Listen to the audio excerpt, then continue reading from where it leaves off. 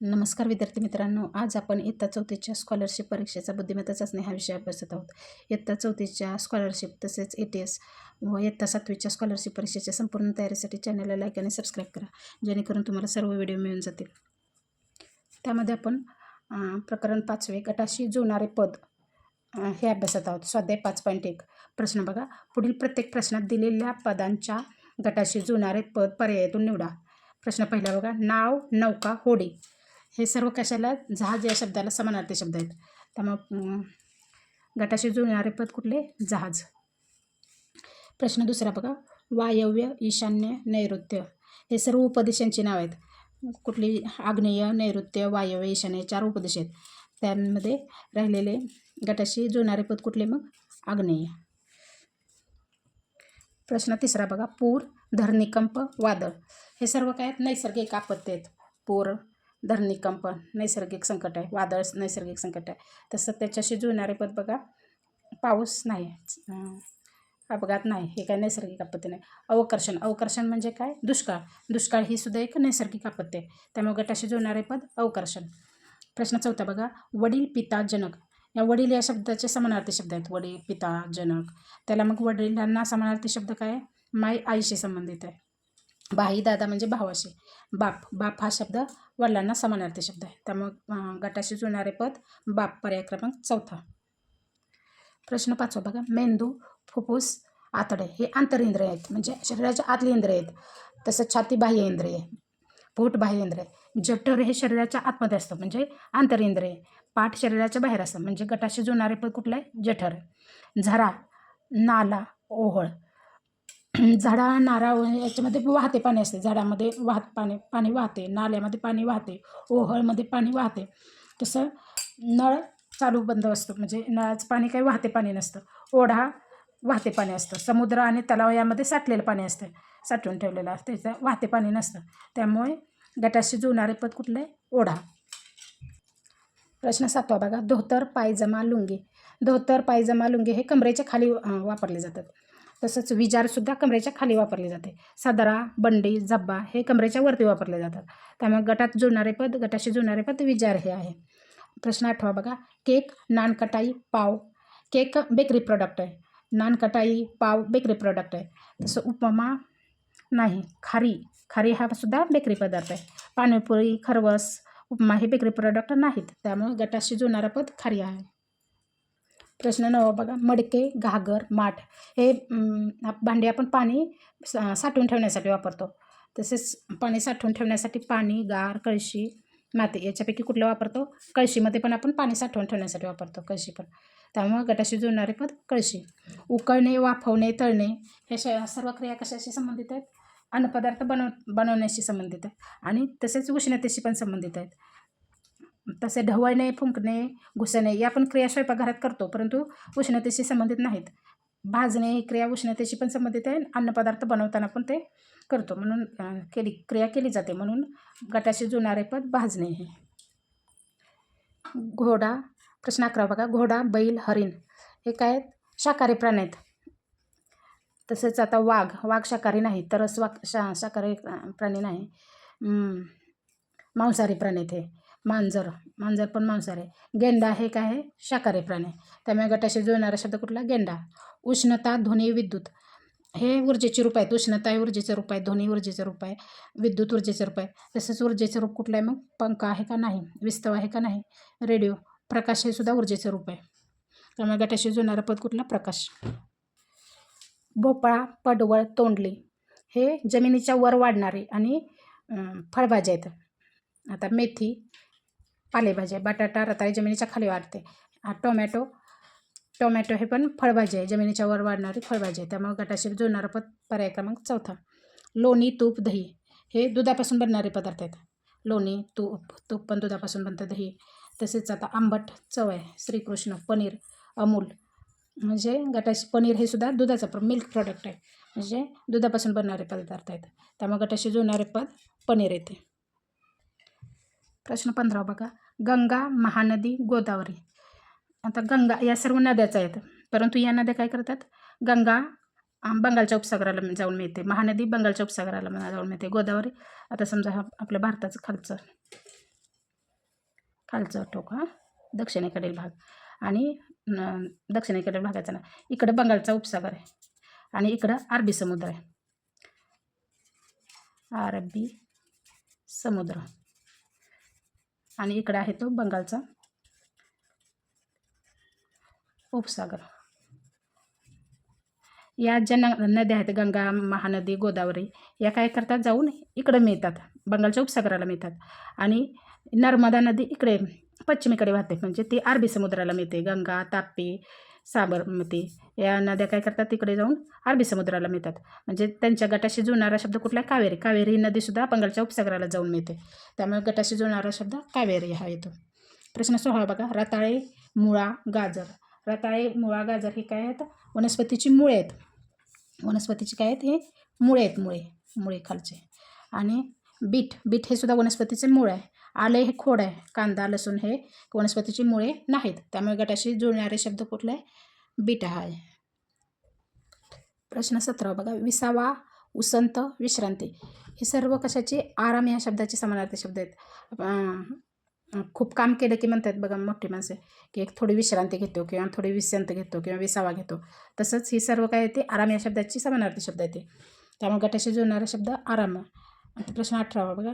जायकवाडी, कोयना, उजनी हे सर्व धरण आहेत, धरण आहे. जायकवाडी धरण आहे, कोयना धरण आहे, उजनी धरण आहे. सांगली हे काय जिल्ह्याचं नाव आहे. कोल्हापूर जिल्हा आहे, सातारा जिल्हा, एलदरी हे सुद्धा धरणाचं नाव आहे. पूर्णा नदीवर बांधलेलं हे सुद्धा धरण आहे, म्हणजे गटाशी जुळणारे पद कुठलं आहे? एलदरी हे आहे. तुकाराम, नामदेव, चोखामेळा. तुकाराम महाराज, नामदेव महाराज, चोखामेळा हे काय आहेत? संत आहेत. तसेच संत खाली पर्यायपैकी कुठले आहेत? शिवाजी हे महाराज होते, छत्रपती शिवाजी महाराज. तानसेन काय होते? संगीतकार होते. तानसेन कोण होते? संगीतकार. कालिदास कोण होते? कवयित्री होते. कवी पण होते आणि हे पण होते, लेखक पण होते. जनाबाई संत येतात, त्यामुळे गटाशी जुळणारा शब्द कुठला आहे? जनाबाई. वावर, शेत, शिवार हे सर्व काय आहेत? शेत या शब्दाचे समानार्थी शब्द आहेत.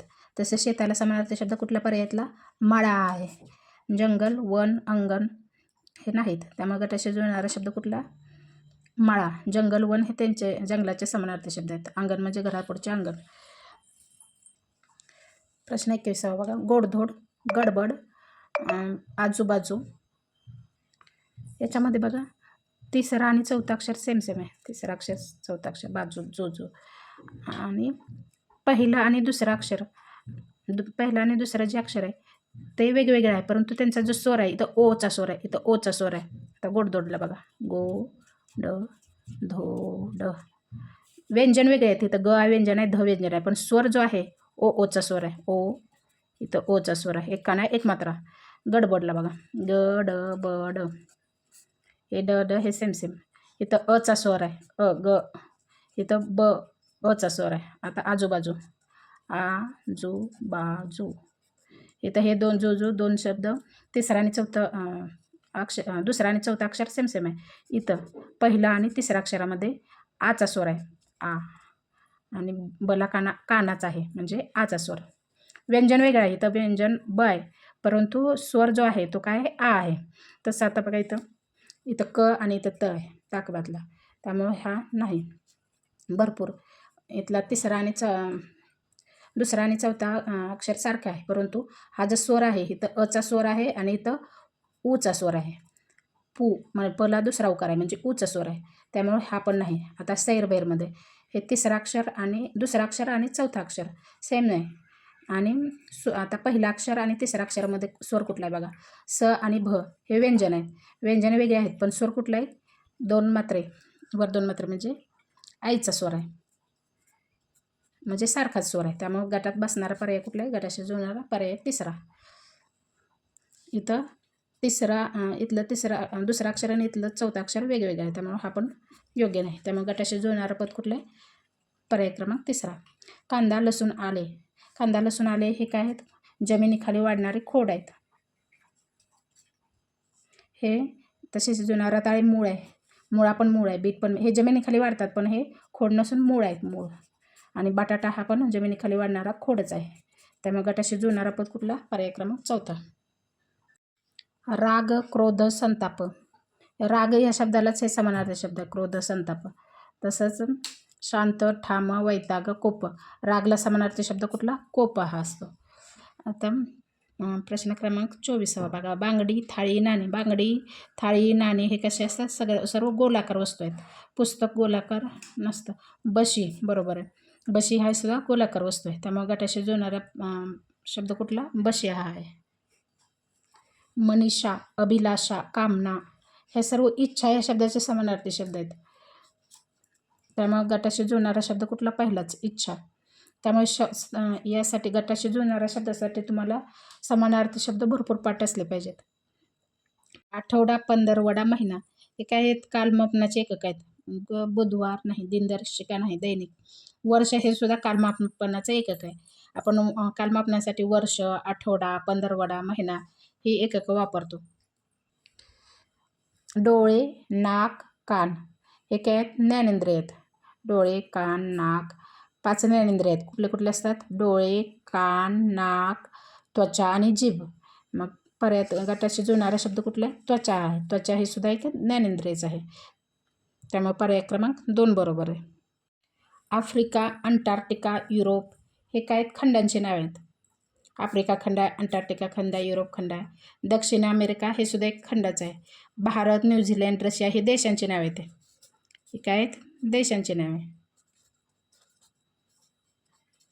आणि हे काय? दक्षिण अमेरिका हे खंड आहे. सायकल, विमान, मोटार हे काय आहेत? वाहनांची नावे आहेत. तसं पाय, चाक, ड्रायव्हर, रेल्वे. रेल्वे हे सुद्धा एक वाहनांचं नाव आहे. त्यामुळे गटाशी जुळणारे पद कुठले? रेल्वे. भोजपुरी, तुळू, मालवणी